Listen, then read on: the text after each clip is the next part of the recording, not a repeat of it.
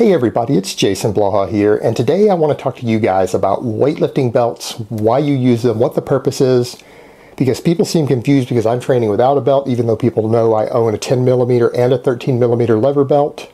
And I had mentioned in a video in the Monday Q&As that you don't wear weightlifting belts for safety at all, that they won't protect your lower back if your technique is bad. You're still going to snap your shit up. So the question becomes, why do you wear a weightlifting belt? Short answer, to lift more weight. And I really mean that. A weightlifting belt should add 40 to 50 pounds or at least 20 kilos to your squat, minimum. And in fact, what you're going to find is that guys who train exclusively with a belt and knee wraps, for example, when they get to that 500-pound squat and they go to do it raw, they pull the belt and the knee wraps off, they might get buried under 405 for their first rep. And the reason is that what the belt does is that it lets you press your abs and your core against the belt, and it raises intra-abdominal pressure. And what that does is that it creates a couple of effects. The first effect that it does by doing that, it lets you keep your core more stable because your abs, your obliques, and all of the different muscles in your core have something to press against, and they don't have to exert as much force because the belt helps them engage more, so that it keeps your torso more upright so that you can handle a heavier load, or if you're doing a work set, you can do more reps with the same weight before you start having forward lean issues. So it creates stability that doesn't actually exist for you. It's artificial stability.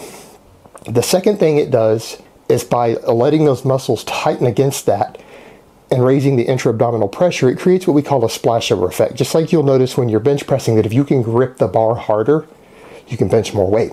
Well, it's the same with any movement that requires a lot of torso, is that you get that what we call a splashover effect in the muscles. It's that when a muscle contracts hard, it increases the neural efficiency of other muscles nearby.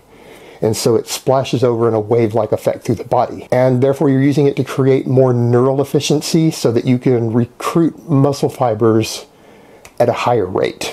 And it creates artificial strength in the same way that when you use a pre-workout drug, or people who use anabolics with a very high androgenic response that are fast-acting like test suspension and other drugs that people use right before they lift, these things improve neural efficiency, and the belt does the same thing. Your belt actually does pretty much the same thing a pre-workout does, or stimulants and people pop pre-workout. So you can actually, in my opinion, you can use a belt as a replacement for that.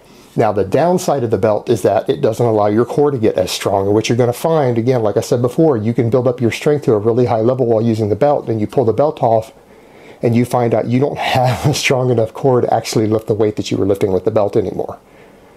So for people who really want true athletic performance and athletic strength, you're going to need to spend a lot of time training without the belt. And there are a lot of top-level powerlifters, and by top level I mean world record holders, who spend probably 6 months, if not more, out of their year training without a belt. Guys like Dan Green, guys like Jamie Lewis, a lot of these people do a lot of beltless training for this reason. And then they only use the belt to help them prep for a meet. Now, which people would want to use a belt all the time? Very serious competitive bodybuilders, fitness models, people who are obsessed with aesthetics. And the reason is that if you wear a belt for all your heavy squats and deadlifts, your core isn't going to get as thick. It might help you keep half an inch or an inch of extra muscle from developing on your core when you get really, really strong.